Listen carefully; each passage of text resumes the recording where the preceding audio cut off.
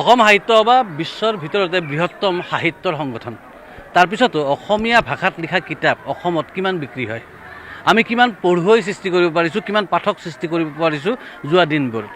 গতিকে এই কথাটোৱে প্ৰমাণ কৰে যে অসম সাহিত্য সভা আকাৰৰ ক্ষেত্ৰত হয়তো তেওঁলোক বৃহৎ, কিন্তু প্ৰকৃতাৰ্থত অসম সাহিত্য সভাই অসমৰ সাহিত্যৰ বিকাশত বিশেষ একো ভূমিকা লোৱা পৰিলক্ষিত আমাৰ অন্তত হোৱা নাই। হোৱা হ'লে অসমীয়া কিতাপ দিনে দিনে বিক্ৰী বন্ধ হৈ গৈ আছে। কিতাপ এখনৰ 100 কপি বিক্ৰী হ'লেই বহুত বেছি বিক্ৰী হোৱা বুলি আমাৰ প্ৰকাশকসকলে ভাবিবলৈ বাধ্য হৈছে। কিন্তু কিহৰ বাবে? গতিকে আমি সদায় দেখিছোঁ যে আমাৰ আন্দোলনবিলাকত, আমাৰ সংগঠনবিলাকৰ আয়োজনত সদায় কিবা নহয় কিবা এটা ক্ৰুটি থাকি যায়। কিয়নো আপোনালোকে যদি মন কৰে যে 1971 চনত হোৱা ভাষা আন্দোলনৰ পিছত অসমীয়া মাধ্যমৰ বিদ্যালয় বা অসমীয়া ভাষাত পঢ়া ল'ৰা ছোৱালীৰ সংখ্যা বাঢ়িল নে কমিল? মোৰ ল'ৰাটোৱে অসমীয়া ক'বই নোৱাৰে বুলি কোৱা অভিভাৱকৰ সংখ্যা ভাষা আন্দোলনৰ পিছত বাঢ়িল নে কমিল?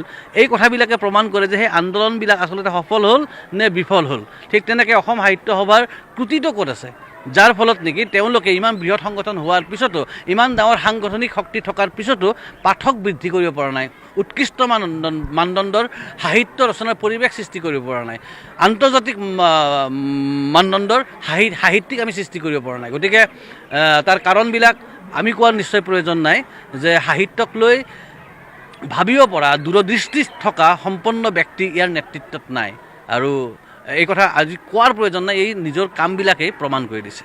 ভৱেন্দ্ৰনাথ শইকীয়াক তেওঁ যেতিয়া সাহিত্য সভাৰ সভাপতি, তেওঁৰ হোৱাৰ ইচ্ছা আছিলে, কাৰণ তেওঁৰ কিছুমান পৰিকল্পনা আছিলে, কিন্তু তেওঁ এনেদৰে ইলেকশ্যন খেলি ভোট লৈ সভাপতি হোৱাৰ পক্ষপাতি নাছিলে।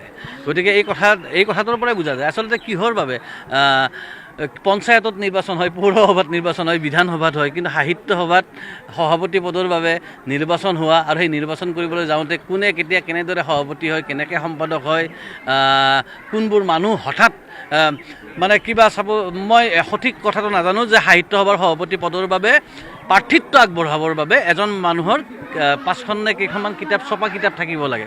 কিন্তু সেই কিতাপবিলাক কি? সেই কিতাপবিলাকে প্ৰমাণ কৰে যে তেওঁ সাহিত্যিক মূল্যটো কেনেকুৱা। ভৱেন্দ্ৰনাথ শইকীয়া নিজক প্ৰমাণ কৰাৰ প্ৰয়োজন নাছিলে।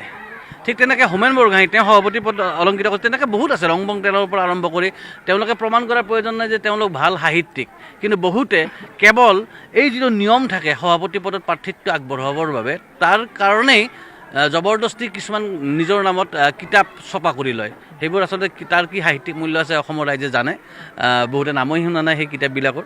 গতিকে এই সভাপতি কেন্দ্ৰিকভাৱে যি এই ভোটকেন্দ্ৰিক ব্যৱস্থাটো, এই ব্যৱস্থাটো সলনি হোৱাৰ প্ৰয়োজন থকা বুলি ভাবোঁ। আচলতে মুকলিভাৱে অসমৰ ৰাইজক এৰি দিব লাগে যে অসম সাহিত্য সভাৰ নেতৃত্বত কোন থাকিব লাগে। অসমৰ ৰাইজৰ আজিকালিতো ছ'চিয়েল মিডিয়াৰ যুগ, গতিকে আৰু সহজ। আচলতে অসমৰ ৰাইজক অধিকাৰ দিব লাগে যে এইবাৰ অসম সাহিত্য সভাৰ সভাপতি কোন হোৱা উচিত। এই পদ এয়া ৰাইজে বিচাৰ কৰিব লাগে। কোনোবাই 5খন কিতাপ লিখিছে, কোনোবা মিনিষ্টাৰৰ লগত ভাল, সেইকাৰণে তেওঁ হৈ যাব সভাপতি। ইয়াৰ দ্বাৰা অসমৰ সাহিত্যৰ একো উন্নতি নহয়, সেইকাৰণে মেলা হৈ গৈছে দিনে দিনে। আচ্ছা, সাহিত্য সভা নাথাকিল বাৰু কি ক্ষতি হ'ব? সাহিত্য সভাত আমাৰ তাতে যিবিলাক সাহিত্য সভাৰ মেলা হয়, তাত যিবিলাক খাৰু মণিহাৰী দোকান হয়, তেওঁলোকৰ নিশ্চয় ক্ষতি হ'ব, কিন্তু অসমৰ সাহিত্যৰ বিশেষ ক্ষতি হ'ব বুলি আমাৰ মনে নচলে। অসম সাহিত্য সভা যদি নাথাকেও অসমীয়া সাহিত্যৰ কিবা ক্ষতি হ'ব বুলি আমি 1 ছেকেণ্ডৰ কাৰণে আমাৰ মনত কোনো ধৰণৰ শংকা নাই। অসম সাহিত্য সভা নাথাকিলে ক্ষতি হ'ব এই মেলাত যে বহে দোকানবিলাক, সেই দোকানীসকলৰ, মণিহাৰী দোকানীসকলৰে ক্ষতি হ'ব, অসমৰ সাহিত্যৰ একো ক্ষতি